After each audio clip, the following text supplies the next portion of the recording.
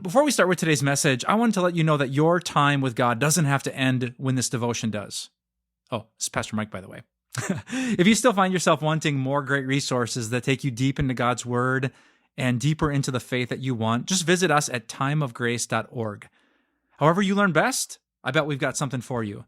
From our sermons, to our video devotions, to written devotions, to books, to blogs, and, of course, to more podcasts. One more time, just visit timeofgrace.org. I'll see you there. Sometimes in life, you go through some circumstances that force you to have to learn a little bit more about patience. And this last year was certainly a lesson for me. Along with virtual learning for my 3 kids, I took on the part-time job of math instructor for my kids, which quite often meant I had to relearn some math things so that I could teach it to my kids, which is fine. I can kind of pick up on it quickly, but after a while, I started to lose my patience. There would be days where I'm coming up from my office at home to get something, and then I hear 3 different kids saying, "Dad, can you help me with this? Dad, can you help me with that?" And I was losing my patience because, as we talked about yesterday, I was afraid of losing my time. In my mind, I had more important things to do and more important tasks to focus on, and these things were just distracting me from what I needed to do. And so this last year especially made me learn some lessons when it comes to patience and the importance of it. What we saw yesterday is that the way to grow in patience is not to get more time.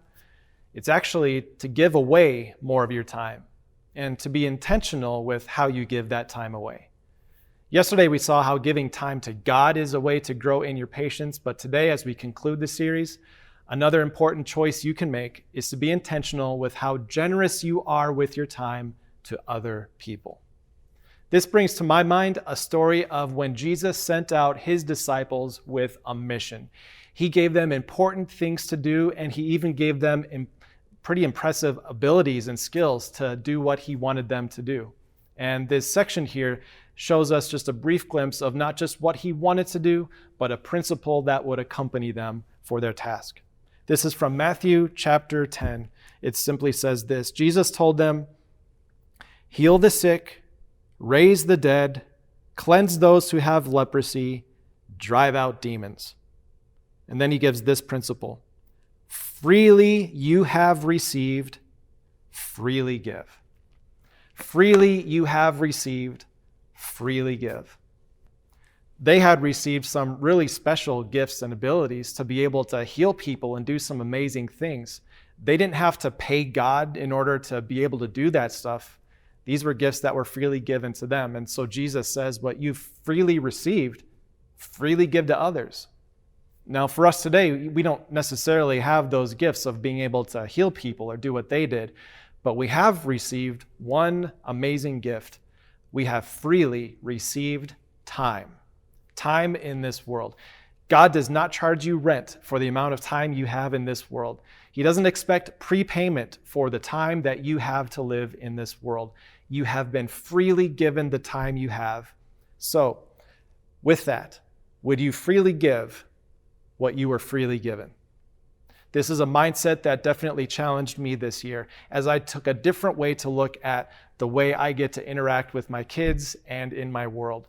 There would be unexpected moments where things were asked from me, but in those moments, I decided to think of it differently. I decided to freely give what I was most afraid that would be taken away from me. I decided to freely give the time that I felt was being taken from me. And maybe as you think about your patience this year, this week, maybe even today, this will be something that helps you also. The time you have is a gift freely given to you. And I know the feeling of impatience when it feels like someone is wrongfully taking your time away. But what if in that moment you changed your mindset? What if you decided to intentionally give that time away? Because what you give can never be taken. I hope you enjoyed the Grace Talks this week as we got to talk about patience. I pray that as we go forward in our lives, you would be able to demonstrate even more what it means that God was patient and loving towards you. The remarkable thing is that growing in patience isn't about finding more time. It's about giving more of your time away.